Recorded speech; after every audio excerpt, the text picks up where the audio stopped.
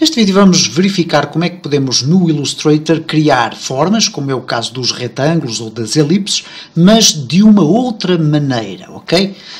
Vamos então regressar aqui ao nosso Illustrator e vamos criar um novo documento e eu vou mostrar então como é que nós podemos criar aqui os retângulos e já vimos aqui nos vídeos anteriores que, por exemplo, para criar um retângulo bastará clicar aqui num canto, arrastar e depois largar.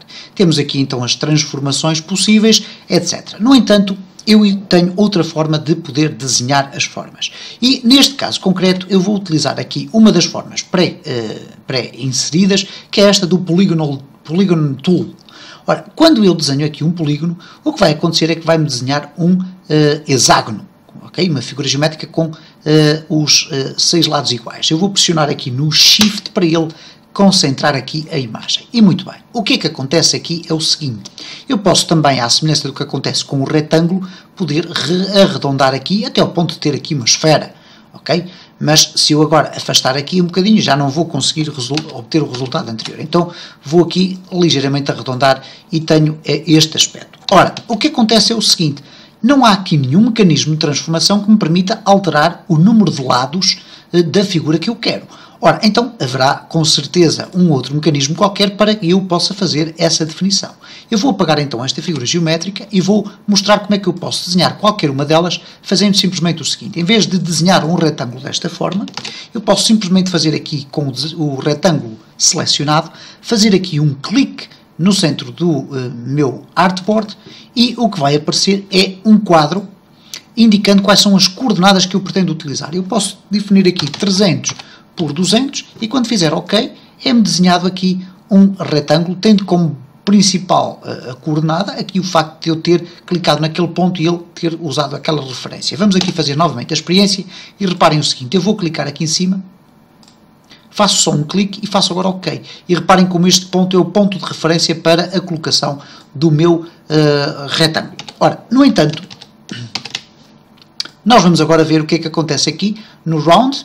Ok? Temos a possibilidade de definir as dimensões do retângulo e não só, também a possibilidade de definir em pontos, em pixels, o raio do nosso canto. Ora, o que eu vou fazer aqui então é, vou colocar aqui, por exemplo, vou fazer um quadrado, ok? E vou definir aqui 20 de corner radius. E o que vai acontecer então é que eu tenho aqui 20 coordenadas, 20 de coordenada, pixels neste caso aqui, que me arredondam então ali a minha forma, ok?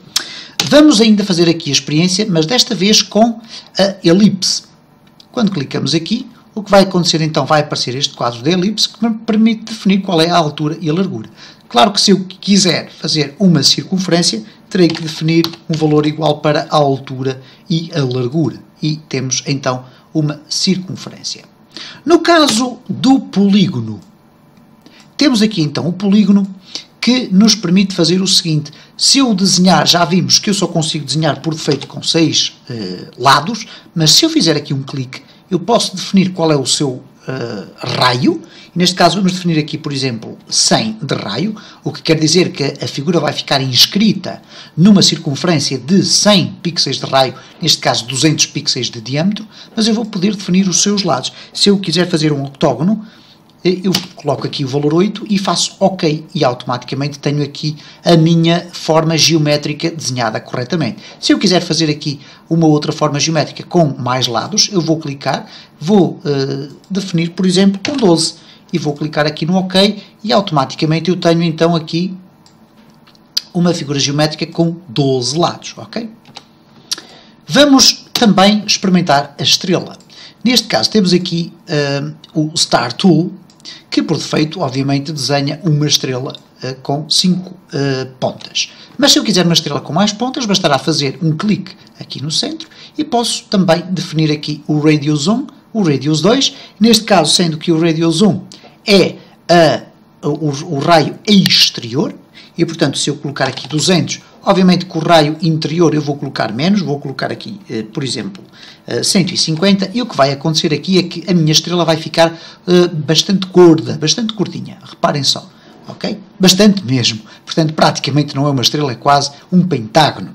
No entanto, se eu clicar aqui e diminuir aqui o raio, por exemplo, para 100, já vamos ter uma estrela muito mais bem composta, certo? Se eu quiser uma estrela com uma radiação muito interessante, isto é, quase toda picada, o que eu vou fazer é o seguinte, vou aqui reduzir isto ao mínimo, neste caso vou colocar aqui, por exemplo, 30, e vou aumentar aqui, por exemplo, para 12. E reparem o que é que vai acontecer então, quando eu clico no OK, vamos ter aqui uma estrela bem estrelada, ok? E com a possibilidade ainda de utilizarmos aqui estes pequenos espaços para arredondar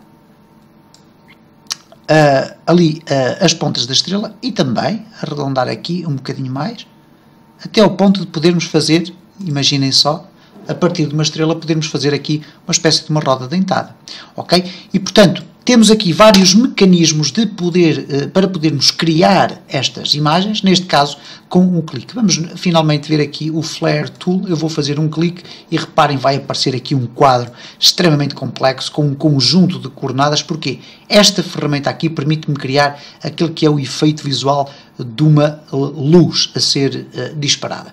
Não vamos agora aqui explorar em detalhe esta ferramenta, até porque não é muito utilizada, mas eu não quis deixar de a colocar aqui pela razão de que ela existe aqui dentro e, portanto, poderia ficar a ideia de que eu não a teria explorado por uma razão de esquecimento. Não, não foi. É uma ferramenta que está, inclusive, considero eu, até no espaço errado, porque deveríamos ter aqui, por exemplo, uma figura que poderia ser muito mais interessante, que era um triângulo. É que nós, para termos um triângulo, basicamente o que temos que fazer é, primeiro, desenharmos um retângulo, ok? E depois podemos fazer, basicamente, isto. Podemos chegar aqui com a Pen Tool, neste caso, tirar aqui o Anchor e vamos eliminar aqui um destes espaços. Neste caso, eu vou colocar aqui um menos, ok? E vamos retirar, e o que vai acontecer é, então, a existência aqui de um triângulo. Vamos tentar fazer o triângulo com o Polygon Tool. Neste caso eu faço aqui um clique e tenho um raio de 10, ou melhor, de 1000, de 100, e agora vou colocar aqui sides 3. E reparem, tenho então um triângulo equilátero com os 3 lados iguais, que eu depois, obviamente, posso manipular da forma que eu assim entender.